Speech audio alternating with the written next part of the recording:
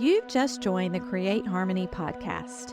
In this space, we use our imagination as a way of listening to God, and we tune our senses to the magical presence of the Holy Spirit. Our focus here on the podcast is all of those little joyful things that are around us all the time. That joy that's nestled in little things, things like the feel of a cozy sweater or the bright spot you get when all your laundry's clean. Your small joys might be different from mine, but you can find your place here. And while you're doing that, you might also find some peace. This is episode 89, and I'm your host, Sally Burlington. And for the past few weeks, we've been talking about big transitions, and I shared that we just took our youngest daughter off to college. And also during that preparation process, we were having a renovation of our primary bathroom, and there were a lot of details swirling around in my head. I've shared before that my brain leans a little in the direction of ADHD, so I struggle a little bit to sort and manage an overwhelming amount of details. And on the Enneagram, I'm a 9, which means I don't love decision making, but I have lots of systems, I have lots of routines and things that help my life running smoothly. And I've shared that I use a paper planner. So I'm a big journaler, and that's a way that I can sort out my priorities and keep from forgetting details and just track all the stuff that happens in my life.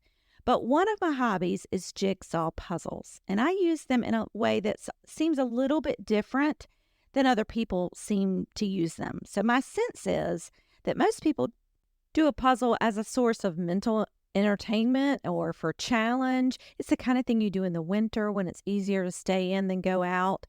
And also, sometimes people use them on their beach week to bond with their family. And often, the more challenging they are, the better. But for me, things with puzzles are just a little bit different. I use a puzzle as a mindfulness technique. It's a way that I quiet my mind. It's a way that I tap into deeper ideas. And this is what that looks like. I have this puzzle table in our bonus room, and I use that. I'll almost always have a puzzle going on it.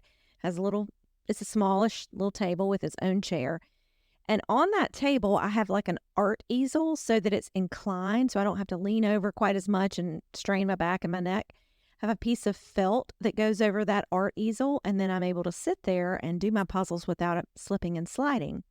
Now, another thing that's different is when I choose a puzzle, I really don't like one any larger than 500 pieces. First of all, my table's a little small, and second of all, I don't want a super complicated puzzle, and I'll explain more about that in a minute.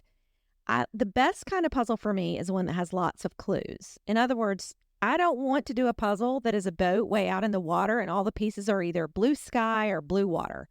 I want ones that have lots of individual details on them that I can really connect with all the other little details. And at my puzzle table, I have a couple of tools. I have a pad and paper with a pencil, and I use this to jot down a note or a thought, something that I remember that I need to do, or something that comes to me about content. It just helps me think of things in more deep ways and sometimes have insights that I wouldn't. So I jot that down.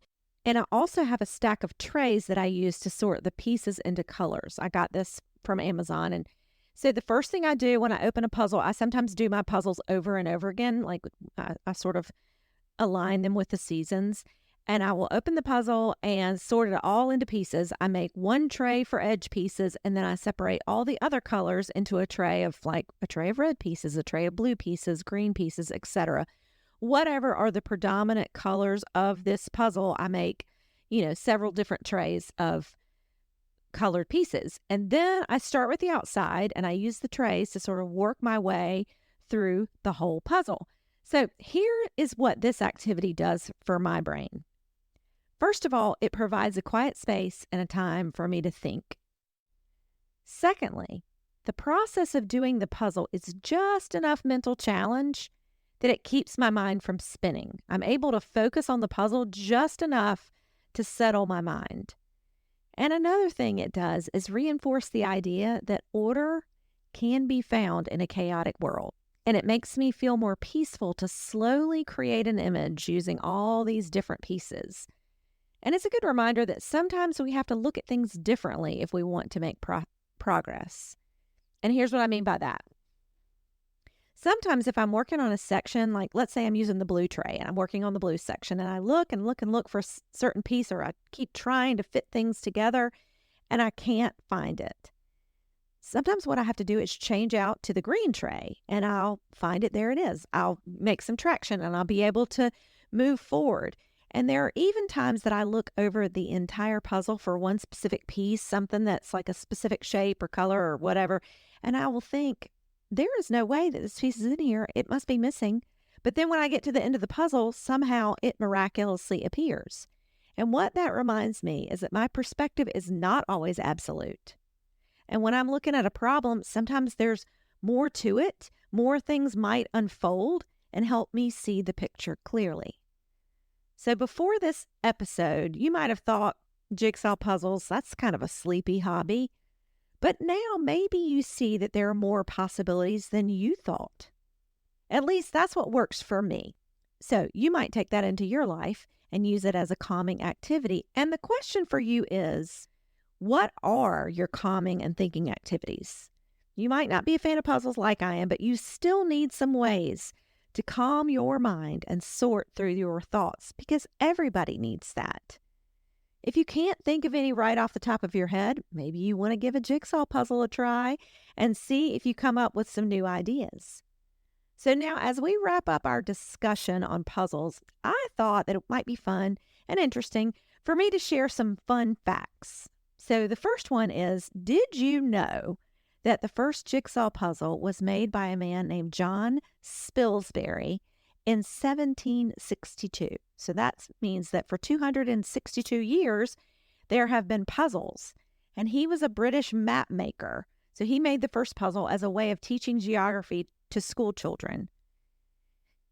And also, many of the early puzzles were made by women, because this process, the process of cutting it out, operating the jigsaw, was very similar to sewing or operating a sewing machine, which was typically a task that women did. So there were a lot of women that made the early puzzles. Another fun fact is that doing a puzzle releases dopamine, which we all know is considered a happy hormone, and it makes us have a feeling of reward. So if you're a person who does puzzles, you are getting dopamine released in your body. And also the technical term for a person who does puzzles is called a dissectologist. I mean, who knew that? Dissectologist. There are even puzzle Olympics and clubs you can get into if that's what you want, that you can get into those things. All of that's not my wheelhouse, since, as I already explained, I'm not trying to do puzzles for speed or for challenge, but I'm doing puzzles for more zen. So that's something that you can use to inspire yourself and find a calming activity that works for you. For our closing today, we're going to hear a poem by Stephen Charlton, who is a member of the Indigenous community, and he is a very prolific poet. This poem that we're going to hear today comes from his book, Spirit Wheel. I've used that in our podcasts before, and the poem that we're going to hear is called Our Uneasy Age, and it goes like this. We live in an uneasy age when doubt urges greed to claim what it can, and confidence fades as the old temples go unattended. Public leaders walk backwards as if the past is what we should become. Distraction is big business. Information outsells wisdom. Technology is the magic on which we rely. You and I were born to this time, though we feel no part of it. We are here to witness to the quiet prophecy of reason, the healing of sharing, the hope that does not fear the future. We are stewards of a faith that is not anxious. We are peace when peace is hard to find. And I just thought that was so lovely and such a nice here's a calming activity for you, reading poetry. So I thought that you all might enjoy hearing that as well. Thanks so much for joining us today as we discussed one of my mindful activities, which is puzzles. Hopefully you felt inspired, and we'll come back next week as we continue on the discussion on how to find things to bring more peace into your life and appreciate joy. And until next time, peace.